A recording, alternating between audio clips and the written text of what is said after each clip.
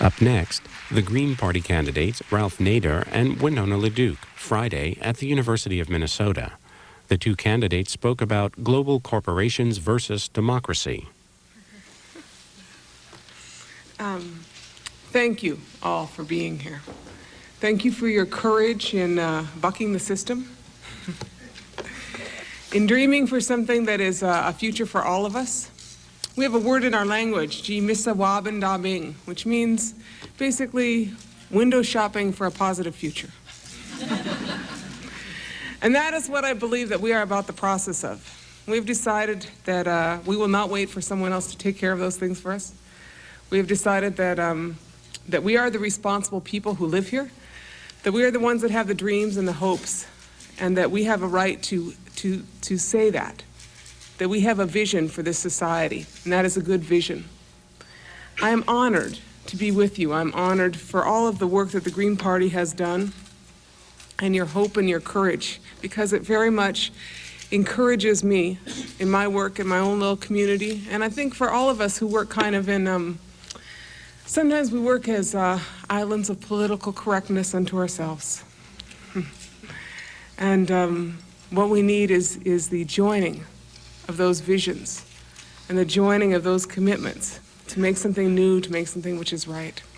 I am committed to a multi-party system, and that is why I'm here.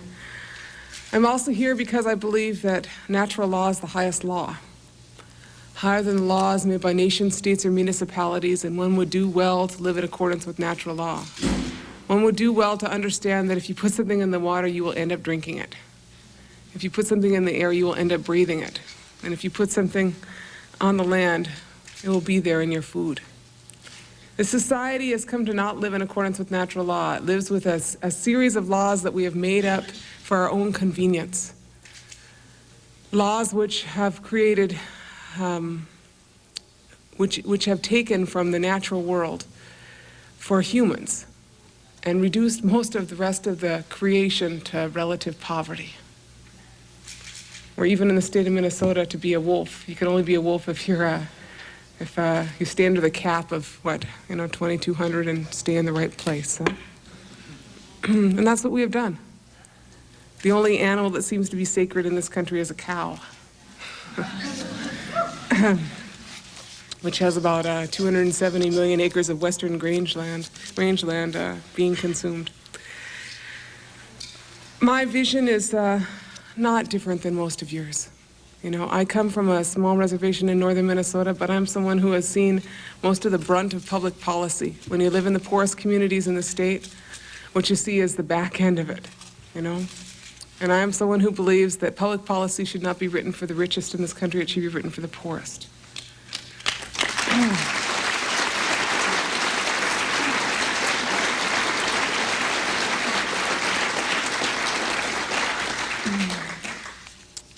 I'm someone who believes in recovering the language which they try to take from us, sustainable development, both an oxymoron and also something which is co-opted by whether it is Mobil Oil or Al Gore into some kind of mythology of continuing pretty much the same way.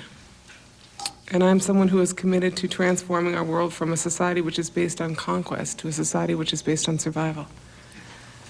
A simple set of suppositions that say, we are not so big, we are not so great. We are part and we share all this with all that is around us. I suggest to you that which we have taken from the natural world is also that which in this society is obviously taken from most of the rest of the world, the humans. And in terms of the distribution of wealth in this society, it mirrors the distribution of wealth in nature, where very few control that which is out there, reducing the rest of us to poverty. And it is time for all of us to have our courage and to dream that dream about where we want to be. Ji-misa-wabin-da-ming, Ji-misa-wabin-da-ming, that positive future. I support the Green Party. I support that which you believe and your struggle, our struggle, on this worldwide scale to transform politics from what it was to what it could be. To support all of us who are from these communities that may not necessarily have been in the fold, but communities that deserve to have a voice. I support issues like a demilitarization of foreign policy.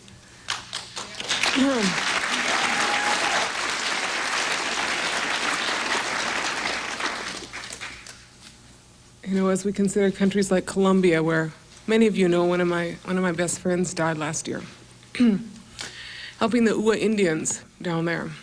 And while the hand that shot her was brown, the gun was made in America. It's a country that is the second largest recipient of military aid from the United States in the world. It's kind of catching up to Egypt. And why does the United States give so much military aid to Colombia? Is it because we like coffee? Is it because we are concerned that Ecuador might invade Colombia or one of those other small South American countries? No, it is because American foreign policy is militarization.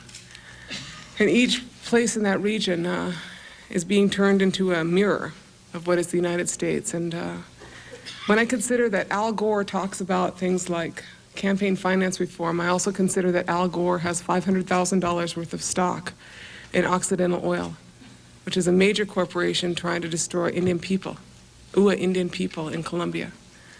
And so I have to question if there is any relationship between that the United States' second largest recipient of military aid is Colombia. And although it's not listed as part of campaign finance reform, the vice president's interests in Occidental Oil. So I will speak against that kind of profiting from genocide for people who represent themselves as environmentalists. Okay. Oh, he's arrived. I can quit now. I thank you all for coming, as I said, and it is my honor and privilege to introduce this guy. You know, when I was little once, and I remember I really liked Batman, and I liked, Spider-Man was pretty good too, but I really liked Ralph Nader.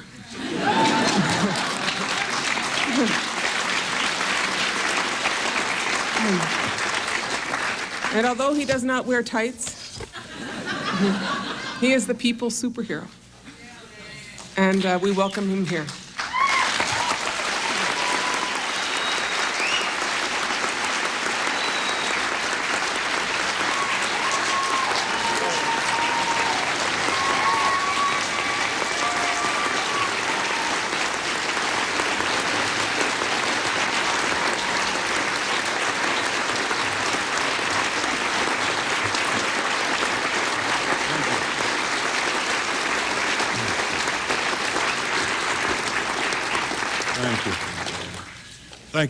Thank you very much, Winona. And ladies and gentlemen, thank you all for coming. We've been on the campaign trail now for about 5 weeks, going into state after state and talking with people around the country about what's on their minds and what their problems are and what they see for the future. But not out of context of what is really the central contention of politics, which should be, what does politics in a democracy do about the concentration of power and wealth in too few hands? And big business is on a collision course with American democracy, and American democracy's been losing. You can see that in the disconnect between the 9 years of economic growth and corporate profits and stock market prices on the one hand, and the majority of workers getting less in real dollars compared to 20 years ago and working longer than 20 years ago. You see it with 20% child poverty. You see it with homelessness, affordable housing that isn't met, horrible conditions in the rural and inner cities in our country.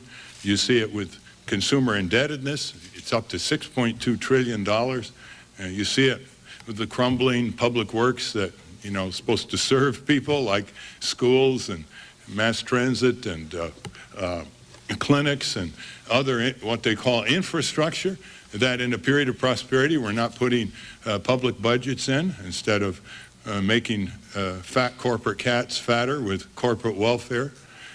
You see that, and you see the consequences. But you know what the common theme is? And this applies to people who call themselves conservatives, liberals, progressives. It doesn't matter. They're losing control. They're losing control more and more over everything that's dear to them.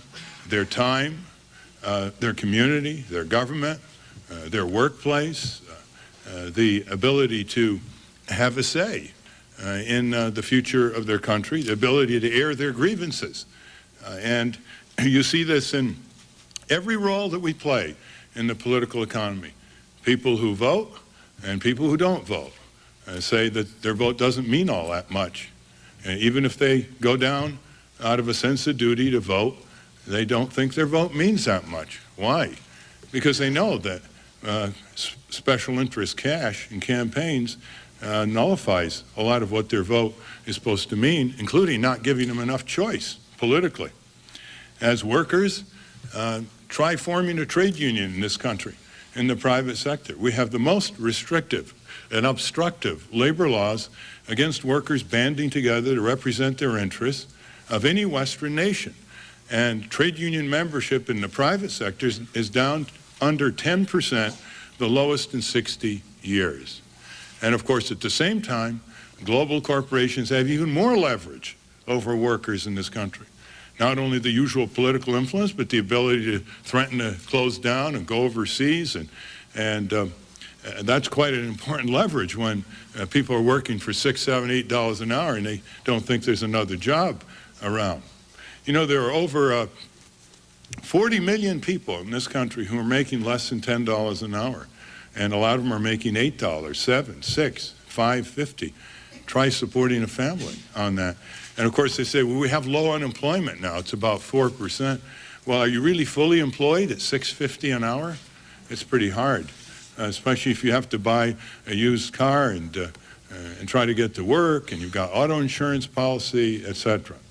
So people who look at you as, let's say, shoppers, and they say, how do we get health care that's affordable? 46 million people don't have any health care coverage. Or in just day after day, feeling ripped off because the consumer laws aren't being enforced. And it's almost as if that millions of consumers are put on hold. You know, if they don't get an answer to their complaints with the healthcare industry or with the auto repair industry or with the banks, the insurance companies, if they can't figure out their own bill because it's all in code and there's huge billing fraud in this country, and they try to find out and they call up the company, and what do they hear? Press 1, press 2, press 3. And they're just put on hold. And it gets so bad that when I'm working late at night and I want to listen to classical music, I dial United Airlines.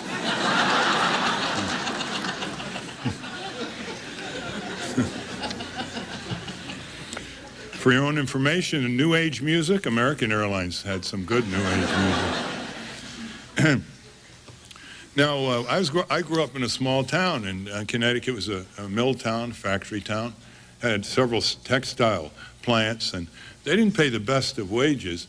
But when I was growing up, one breadwinner in that factory could afford buying a small house, a 6-room house at a mortgage just under 3%, 30-year mortgage. It's now over 8%, and could buy a used car. You can't do that today. More and more members of the family have to go to work. They have to commute more, often at different shifts. They say goodbye to their children. They're looking not only for daycare, they're looking for night care. They hardly see one another. It's the frantic rush to barely make ends meet. Something very interesting is happening to our economy, not only in terms of requiring more members of a family to meet a modest middle-class standard of living, but also all the things that they have to buy, they didn't have to buy years ago when communities and extended families and other facilities were available, which now people have to pay for. You have to pay for a number of family functions now. It's important also to talk to people in their role as taxpayers. And there are some people in the political sphere who just talk about tax rates, how much people have to pay. But I found over the years that people are much more concerned and interested about what happens to the tax dollars that they send to Washington. How is the money used? And we know how it's used. It's funneled from middle-class taxpayers into Washington. Huge amounts go into the weapons industry, building huge weapon systems against non-existent enemies. And sometimes even the Pentagon doesn't want these weapon systems, but the big corporations and their friends in Congress, whom they helped get elected and reelected, they want it. That money goes into that, shall we say, wasteful pit, when it can go into meeting such critical needs around the country, where every day people can benefit from it, rebuilding and repairing America. And a lot of middle-class tax money goes into corporate welfare, hundreds of billions of dollars in tax preferences or loopholes, and subsidies, giveaways, bailouts.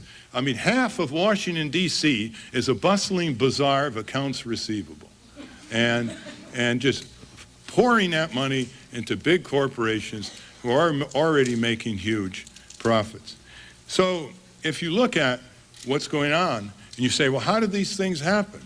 And they happen because too much power in the hands of few over the many. It's the mission of a political system that commits itself to a democratic process, to distribute that power, to give the sovereignty of the people the supremacy over the present sovereignty of the corporations.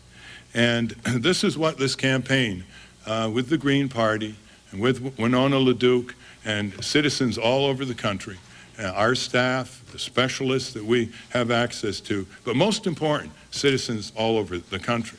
There's no way we can have a democratic system of justice in this country that foresees and forestalls future injustices and that deals with systemic approaches to problems today that affect millions of people without the people spending time as citizens, spending time as discriminating voters, spending time building their own civic self-confidence from their community, neighborhood, all the way up to Washington, D.C. Our country has far more problems than it deserves and far more solutions than it applies.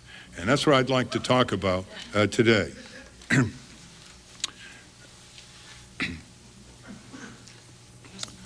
Yes, so I'm fine, thank you. We can make major progress in a very short time. It's important to note that we can't make all the progress in a short time. But people get discouraged if there are long waits simply to solve problems that we know are solvable. There are a tremendously long wait to deal with the tobacco industry, long after we learned the deadly effects that take 400,000 American lives a year, more than all the Americans who lost their life in World War II. It took too long to deal with motor vehicle safety, which was the fourth leading cause of death in America, and to get off the shelves the simplest safety devices imaginable after years and decades of being kept off of our motor vehicles. We shouldn't have to wait that long, and I'd like to discuss a number of things that we can do to solve these problems.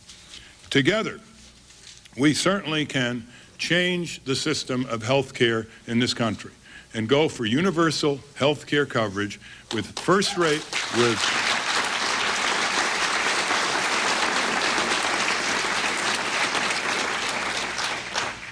with higher quality control to avoid the tragedies from medical incompetence and malpractice, to focus on preventive health, to reduce administrative costs, and to cover everybody from cradle through nursing home if that is necessary.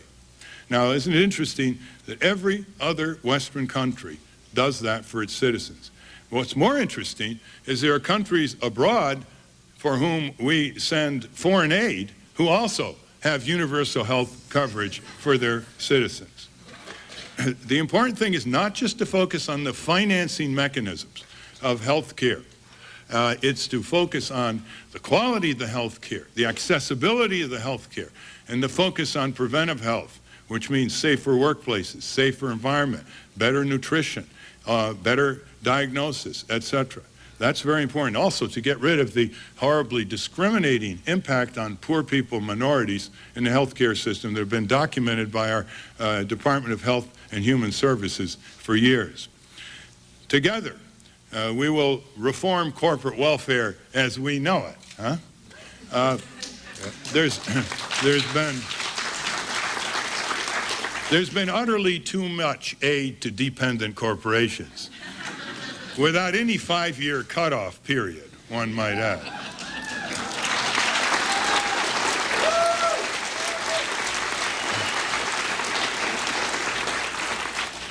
Why should you go to work every day to pay taxes to Washington in order for the Pentagon to fund the mergers of Martin, Marietta, and Lockheed and other defense company mergers? This is a new innovation. Even the Republicans didn't think of that.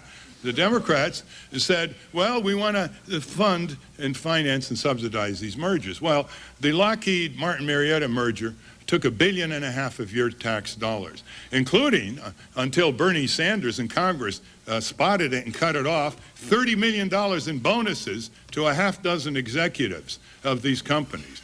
Can you imagine? We now have to subsidize their corporate marriages. $6 billion of your dollars goes to finance the exports of munitions by private companies to governments in other countries and other customers abroad. What are we doing? Subsidizing this kind of global trade, which just increases the militarization and the arms race. Some of these weapons will be used against our own soldiers someday. So that's another example of corporate welfare. But it's everywhere.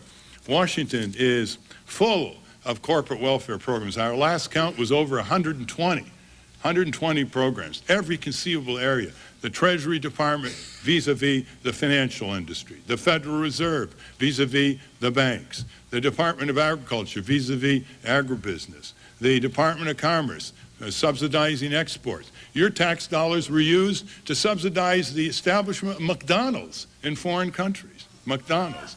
In fact, some of your tax dollars were used to help build a tobacco factory in a foreign country some years ago. In fact, part of the PL 480 Food for Peace program included cigarettes, ready packed, Lucky Strikes, for example. That's the kind of disrespect for the hard-earned tax dollars. Tax dollars should be used for serious purposes, not for building stadiums and arenas for professional corporations.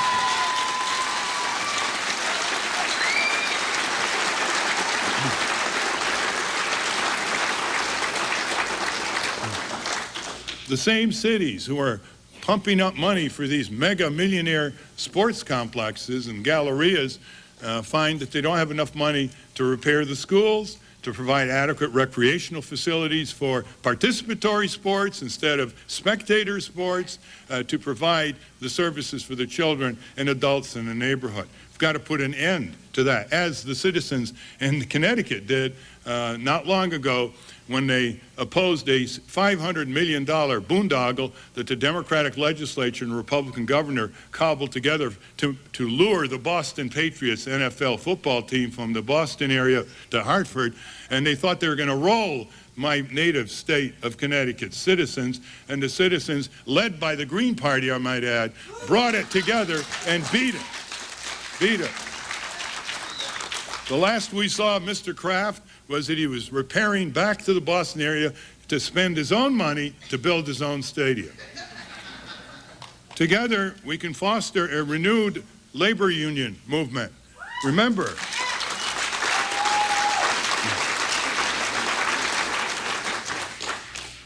the chokehold on the trade union movement is the Taft-Hartley Law of 1947. And we're going to move to repeal the Taft-Hartley Law of 1947. Trade unions have had their problems, nothing like corporations' problems. Trade unions have had their problems, but you know, historically, they built the middle class, they shortened the work week, they gave us our weekends, they gave us benefits, they improved all of these things, even for workers who weren't members of trade unions. But now, trade union membership in the private economy is at a 60-year low, as I mentioned. And we need to strengthen these laws both at the federal and state level. It is harder to form a trade union in this country than many non-Western countries, not just Western countries. In Canada, you petition, you get a majority of the workers in the workplace to form a trade union in a factory, for example, and there it is. In our country, there are all kinds of hoops that you have to go through. The active workers can be fired.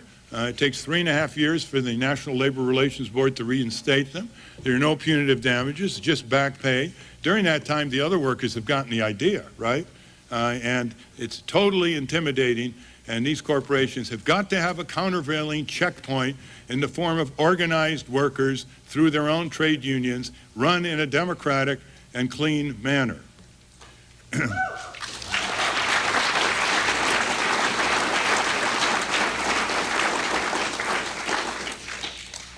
Obviously, the Cold War is over. President George Bush announced it in 1990. The Soviet Union is no longer, and yet the military budget is now moving toward $300 billion. We have to rethink what national security should be all about and what human security should be all about. We have to drive for reducing the traffic in arms in the world that cost almost $4 billion a day, while 40,000 children a day die from wholly preventable diseases and infections around the world. It's important to know that even conservatives will say and will agree that a wasteful military is a weak military. It's a bureaucratic military. It's a military that doesn't have its focus.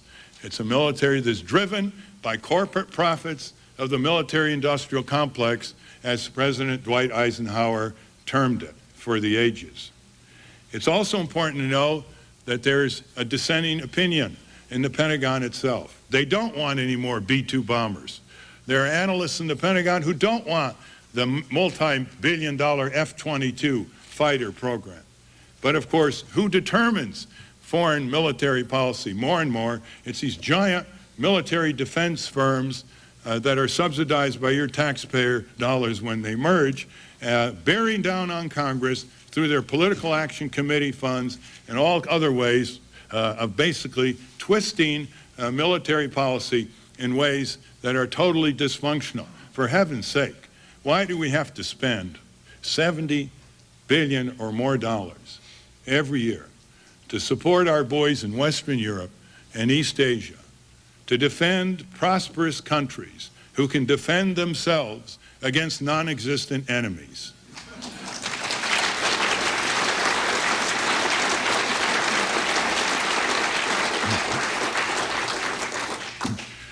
We'll press for strong enforcement against corporate crime, fraud, and abuse, chronicled regularly in the Wall Street Journal, except for the editorial pages, chronicled in the New York Times, Washington Post, Business Week, Newsweek, 60 Minutes, 2020, all kinds of disclosures about corporate predations on the family pocketbooks, on the health and safety of consumers, and virtually nothing is done, despite all this exposure. The follow-up by our democratic systems are inadequate because our democratic systems are inadequate. What used to be an immediate congressional hearing following a 60-minute expose or a page one New York Times story is now greeted with indifference by those politically indentured members of Congress that are in hock to one industry and one commercial interest after another. We used to call Congress Capitol Hill. We now call it Wuthering Heights. Just to give you an example, the General Accounting Office estimates that 10% of the health care dollar goes down the drain because of computerized billing, fraud, and abuse. Now that comes to $100 billion, with a B, dollars this year. It's a lot of money.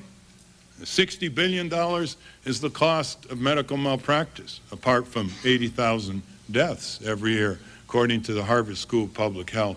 Tens of billions of dollars in landlord abuse fraud and auto repair fraud and the financial exploitation of poor people, payday loans, check cashing surcharges, home equity frauds. You know, after a while, 100 billion here, 60 billion there, 40 billion over here, it adds up to real money, doesn't it? It adds up to equivalent of a pay cut at the office and the factory.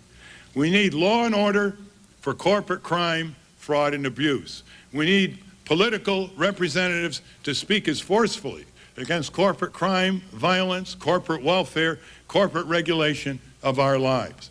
All of these dwarf street crime, bad as street crime is, in terms of fatalities, injuries, diseases, and property theft. We have to ask all people running for office, what is your policy on corporate crime, not just street crime? What is your policy on corporate welfare, not just poverty welfare? What is your policy on corporate violence, not just street violence? Pollution alone.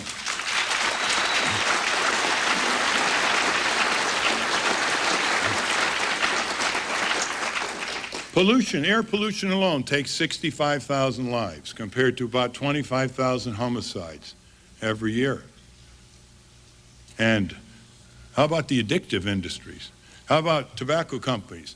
Now, with their internal materials showing that they targeted young teenagers, knowing that if they hooked them early, they could hook them for a lifetime of addiction.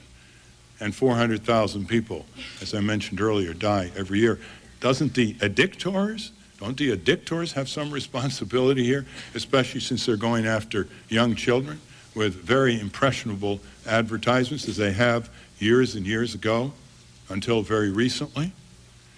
We have to ask ourselves also about the tragedies that precede when medical devices and flammable fabrics and lead and asbestos and unsafe automobiles and on, they take their daily toll, and their daily victims are often very silent.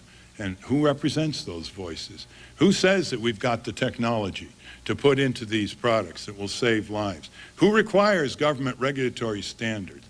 It's going to be the people organized through a progressive political movement that's going to do that. Law, yes.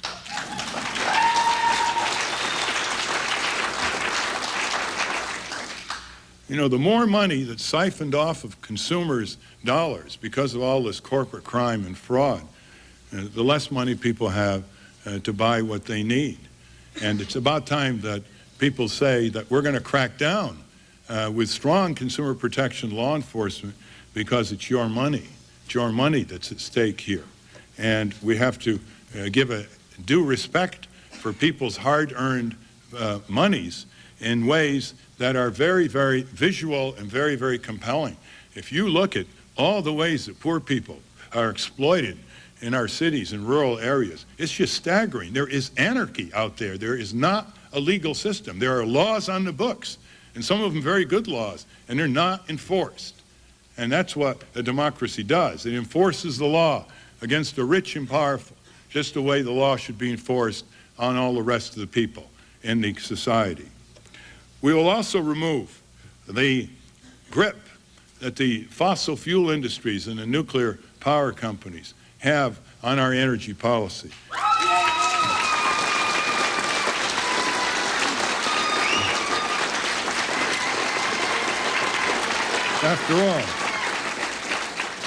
After all, we have enough examples already in this country now and in our history for renewable energy. Wind power is coming on.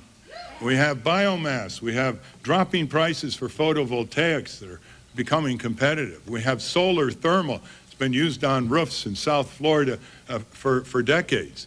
The important thing is to focus and highlight these success stories around the country, as a new book called Natural Capitalism does by Paul Hawken and Amory and Hunter Lovins. If we show that there are businesses in this country who are in the frontiers, like the Interface Corporation of Atlanta, Georgia, of recycling and closed-loop pollution systems that reduce their costs and actually improve their bottom line, then we can throw these examples against these giant mastodon corporations with pinhead brains who are continuing to waste their own shareholders' dollars in these ways, instead of refining and rationalizing their processes with the best that technology can bring them, that respects the environment, respects future generations, and reduces their own costs. We don't have enough attention in our news media to things that work, to citizens that are improving their society. The news media is increasingly, especially radio and TV, 90% entertainment and advertisement. and the rest staccato repetitive news. They don't show what people are doing in their cities all over the country, here in St. Paul, Minneapolis. They don't show in Boston or in Washington, D.C., or in New York or in Houston or Los Angeles. There are people every day trying to improve their neighborhoods, their communities, their schools, and succeeding. They don't get on the news. What gets on the news, the late evening news, you know, you've seen it. It's 30 minutes, 9 minutes ads, 2-3 minutes street crime in a very superficial way of coverage, 4 minutes for weather, including all the teasers, 4 minutes for sports, a minute of chit-chat between the anchors, mostly contrived, the prescribed animal story, maybe the latest medical journal, and that's what happened in your city today, folks. Well, that isn't what happened in your city today, folks.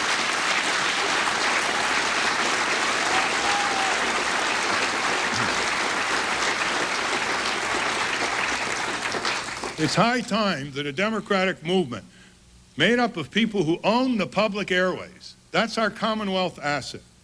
We're the landlords. It's time we say to the tenants, the radio and TV stations, you're not going to control all the time 24 hours a day. We're going to have our own audience networks. We're going to have our own cable channels. We're going to have our own ability to organize and communicate with one another about serious prospects for happiness in the future and for justice in the future. You're not going to turn our property into a grist mill for criteria of violence, sex, addiction, pornography, celebrity status, misbehavior. We're going to have our own media. We're not going to ask you anymore. It's our property, and we're going to get some of it back.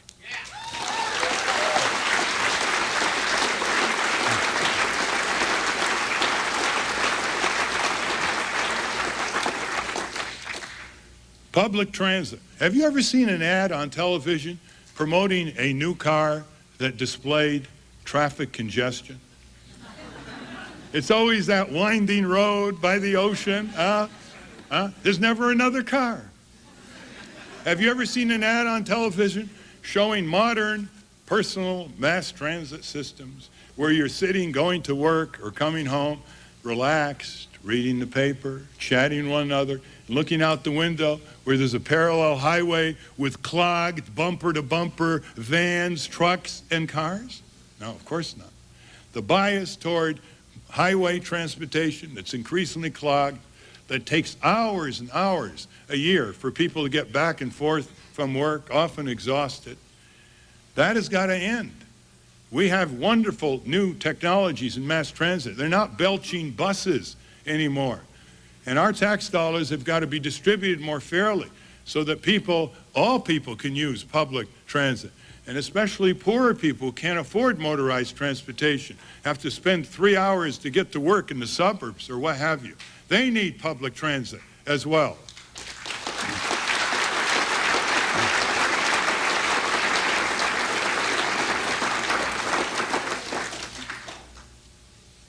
Indeed, how is all this going to be possible?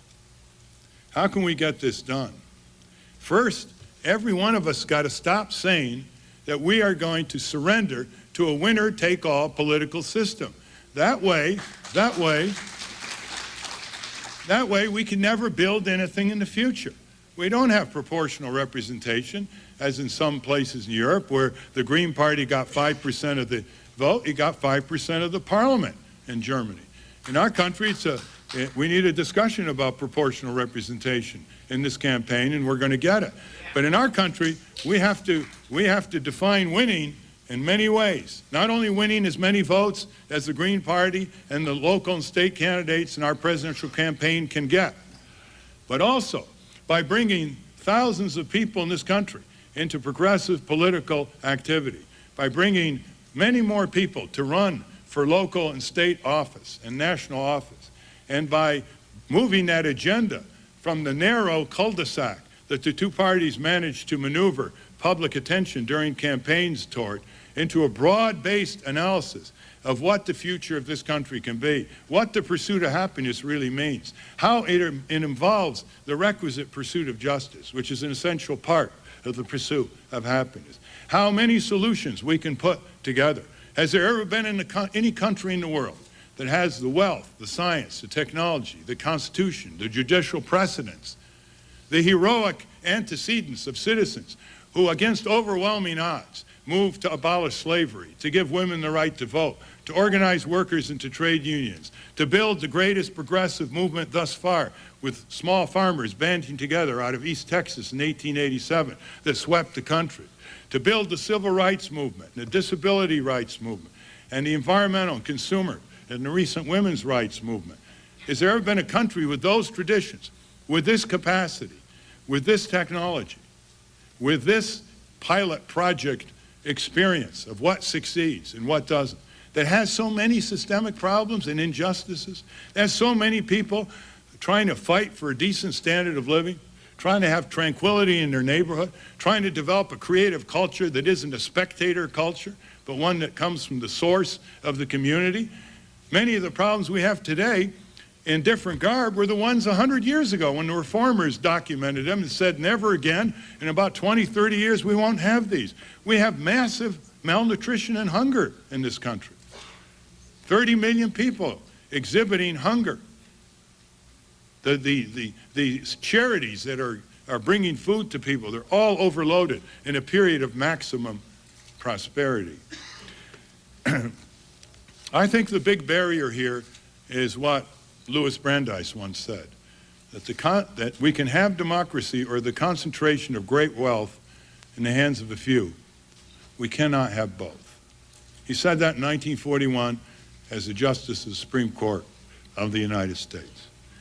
For all of the American people, regardless of what they label themselves politically, who search for the justice and the happiness that they and their children and grandchildren should be entitled to, who search for a country that raises the heights of justice all over the world, and who search for a country that probes the depths of the creativity of its people instead of the professionalization of creativity for us to watch on television screens and video programs. For all of those who want to provide our children with civic educational skills so they can learn how to practice democracy, so they don't just go to school and learn some computer program or learn how to memorize and then regurgitate and then vegetate. For those who believe that a political movement of thought is deeper than a political movement of belief. And while it's all right to have beliefs, it's good for beliefs to be preceded by thought. For all those people,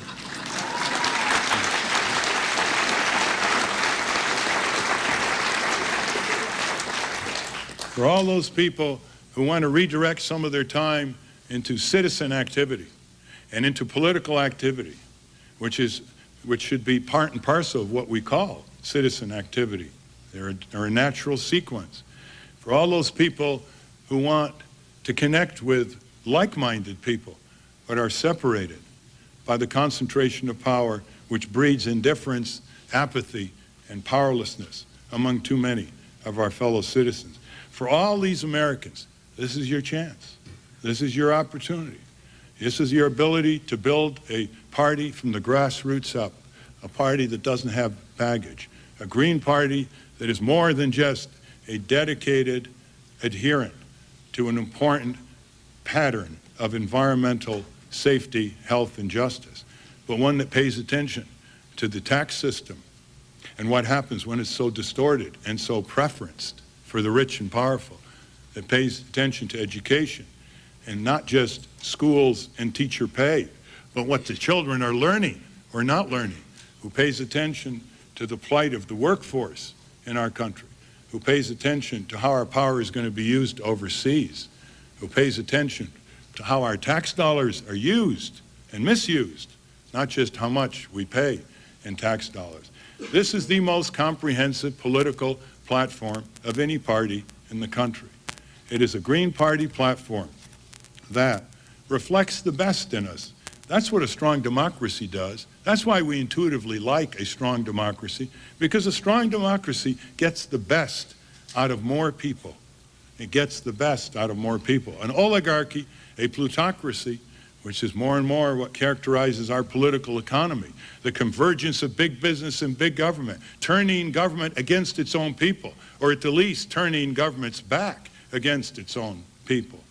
that that kind of system brings out the worst among those who are powerful and suppresses the best among those who are least powerful. We will, of course, rest on your energies. We will supply energies.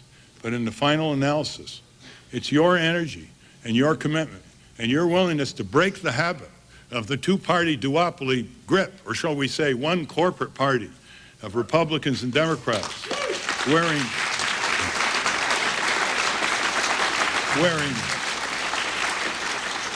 wearing different makeup. One corporate party wearing different makeup. Don't be saddled with this impression that new parties cannot break through. Historically, new parties, even if they've just gotten a few percentage of votes, have pulled one of the major parties or another in the proper direction. Historically, the Republican Party started in 1854 on an anti-slavery and pro-women rights agenda. In those days, that was pretty pie in the sky. And they elected their president in 1860. Don't let the ultimatums and the inevitabilities that are projected from these hollow two parties, Republican and Democrat, demoralize you and discourage you. Because what it takes to build a powerful and just political party in this country is a minimum of 1 million people generating 100 hours of volunteer time a year each and raising $100 a year each. And you have a major successful political movement. That is less time and money devoted to watching one NFL Super Bowl championship game. It is no big deal.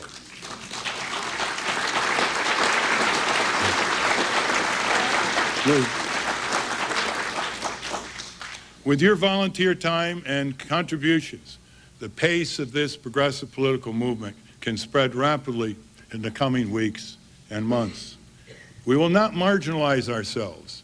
We will appeal to people, regardless of how they label themselves, because at the core of every human being is a striving for justice and a sense of what injustice is, even if it doesn't apply to themselves. Our website is votenader.com. You can connect with us as volunteers. You can send your contributions through the information that you receive on that website, votenader.com. We have all faced odds over the years in fighting for justice in our own way. And we know there always comes a time when those odds are either confronted with resignation and withdrawal and discouragement, or they're confronted with resurgence and high spirits and optimism. And since I learned long ago that pessimism has no function whatsoever other than to garnish the self-indulgence of otherwise discouraged people, the optimism, the resurgence, and the energy that you will propel forward, knowing if you do it, others will do it. That if your neighbors and acquaintances and co-workers and relatives listen to you, where you have great credibility, you will come forward with an epicenter of civic influence, and others will have epicenter of civic influence and support. You can even greet yourself, one another, by saying, "Hi, how's your epicenter of civic energy?" And if you do that, you'll see that the pace will quicken, and we will usher in, as our forebears have periodically in our country's history, a new progressive political movement that opens opportunities for everyone, not just for employment, not just for enlightenment, not just for the fulfillment of human possibilities, but for the successful striving for the pursuit of justice, what Daniel Webster called the great work of human beings on earth, the pursuit of justice, central to whether there will be liberty or freedom in our country or in our world. Be a part of it. We invite you. Thank you very much.